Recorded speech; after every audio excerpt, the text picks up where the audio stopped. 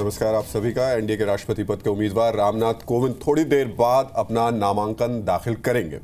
PM Modi Amit Shah के साथ BJP शासित राज्यों के मुख्यमंत्री इस दौरान मौजूद रहेंगे और उस वक्त कोशिश रहेगी बीजेपी की तमाम बड़े चेहरे वहां पर दिखाई दें। रामनाथ कोविंद के नामांकन पर हमारी खास कवरेज अब शुरू हो रही है। इसे बीजेपी का शक्ति प्रदर्शन भी कह सकते हैं, क्योंकि बीजेपी और एनडीए के मुख्यमंत्रियों की पूरी फौज भी संसद भवन में मौजूद होगी। रामनाथ कोविंद नामांकन का 4 सेट भरेंगे। पहले सेट के प्रस्ताव खुद नरेंद्र मोदी होंगे, दूसरे सेट के प्रस्तावक अमित शाह हैं, तीसरे सेट के प्रस्तावक प्रकाश सिंह बादल होंगे और चौथे के चंद्रबाबू नायडू होंगे। तो जो पहला प्रस्ताव भरा जाएगा उसके प्रस्तावक प्रधानमंत्री नरेंद्र मोदी होंगे। रामनाथ कोविंद के विरोध में यूपीए ने मीरा कुमार को राष्ट्रपति पद का उम्मीदवार बनाकर इस चुनाव को दलित वर्सेस दलित करने की कोशिश की है।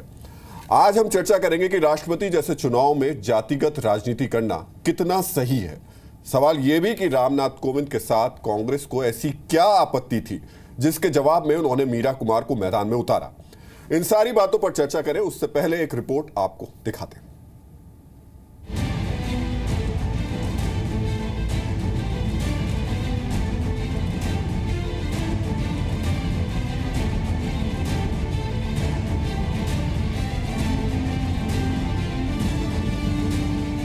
राष्ट्रपति उम्मीदवार रामनाथ कोविंद आज जब नामांकन के लिए संसद पहुंचेंगे तो उनके समर्थन में खड़ी बीजेपी जबरदस्त ताकत दिखाकर देश को संदेश देगी कि जीत एनडीए के साथ है।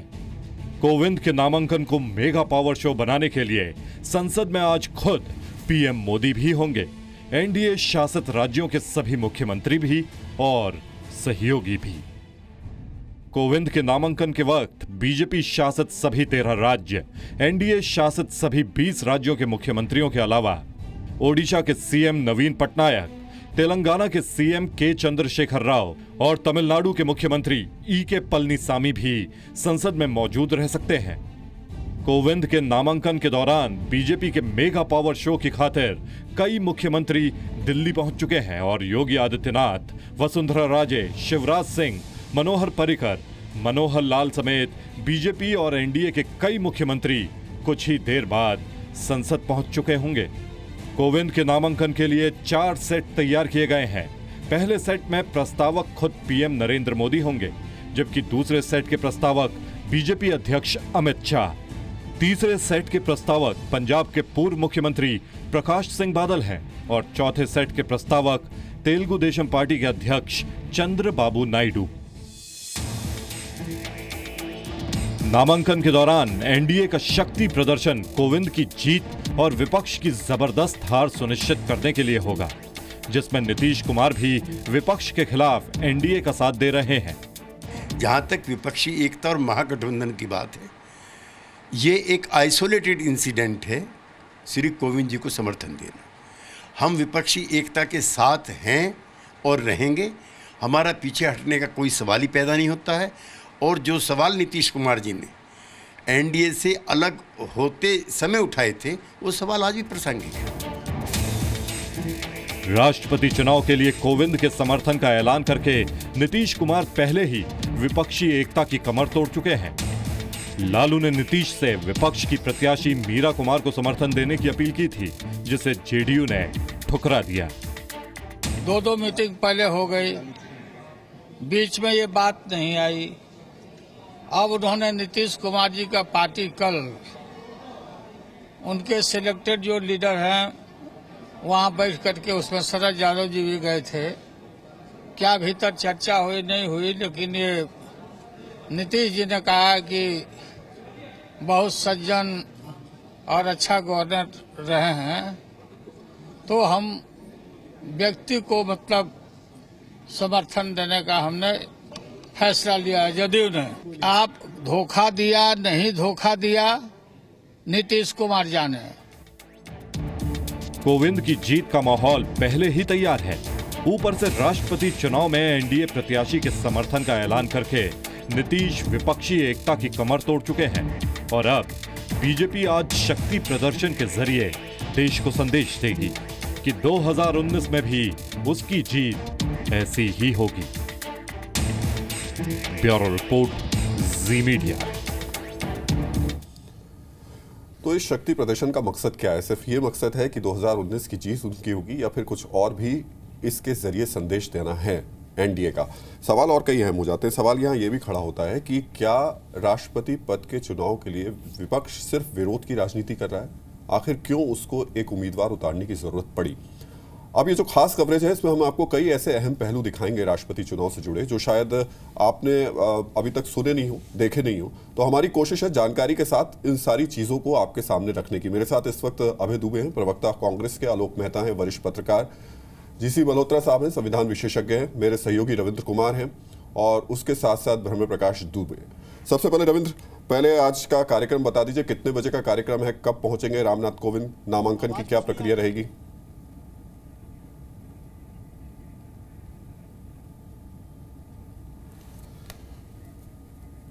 चलिए रविंद्र से पहुंचेंगे, लेकिन सबसे पहले आलोक जी, सवाल यहाँ यही है जो कि उठता है, क्या इस देश में अब विपक्ष सिर्फ और सिर्फ विरोध की राजनीति कर रहा है? मीरा कुमार को उतारने की जरूरत क्यों पड़ रही है?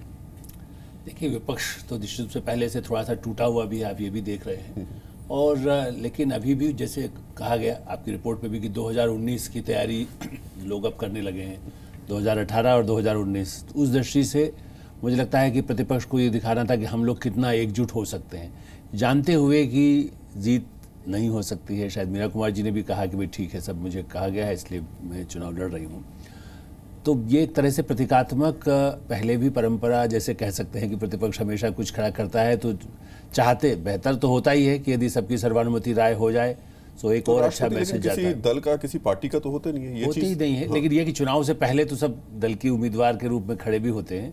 इसलिए ये जो आप कह रहे हैं ये बात सही है कि यदि सर्वसम्मति हो जाए, सर्वसम्मति से चुने जाएं तो और ज़्यादा प्रतिष्ठा बढ़ती है।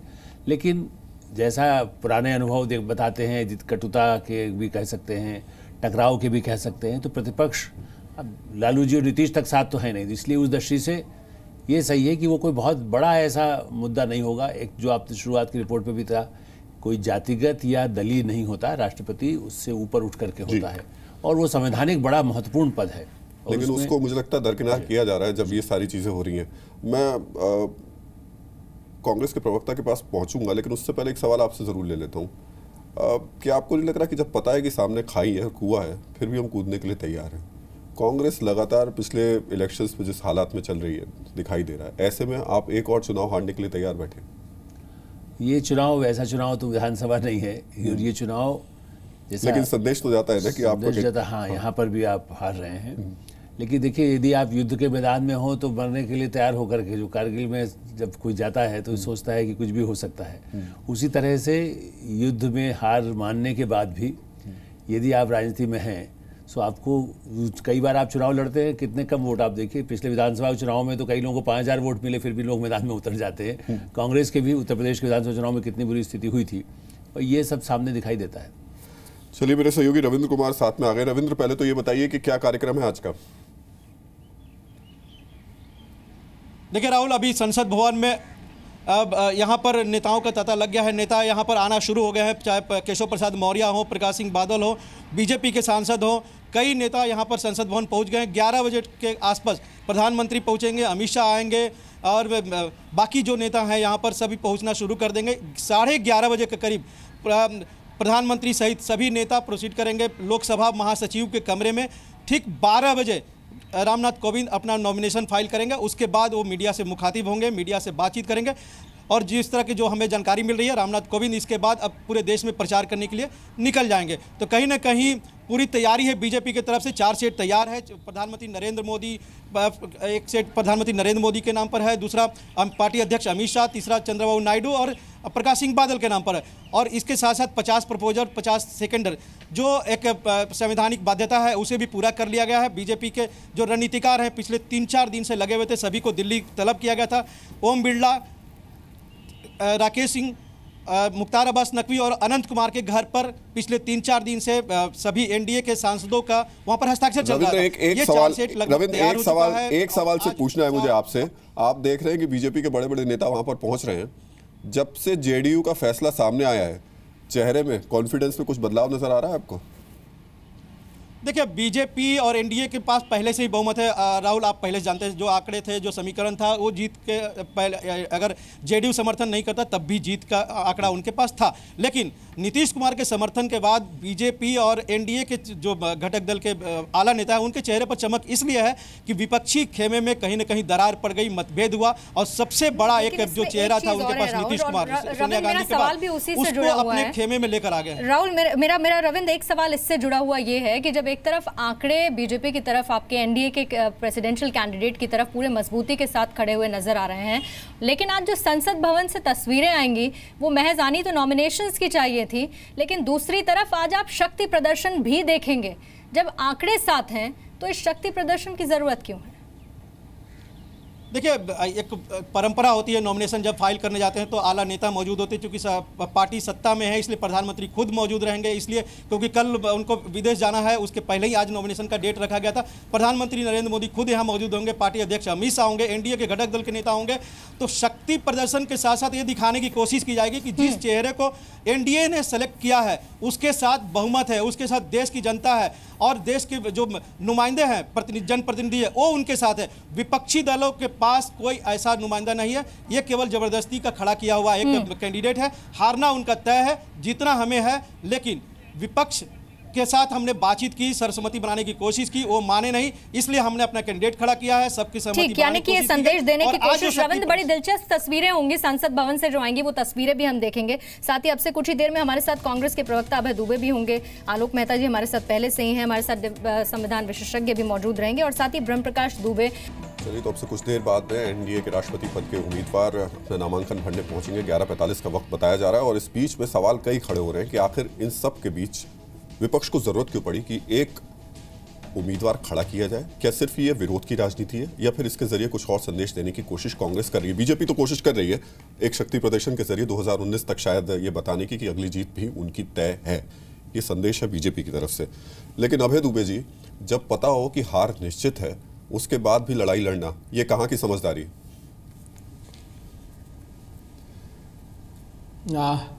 राहुल जी, आज़ाद भारत के इतिहास में अगर आप देखेंगे तो राजेंद्र प्रसाद जी से लेकर प्रणब मुखर्जी साहब तक, आज तक जितने राष्ट्रपति जी हुए हैं उन सभी का इलेक्शन हुआ है।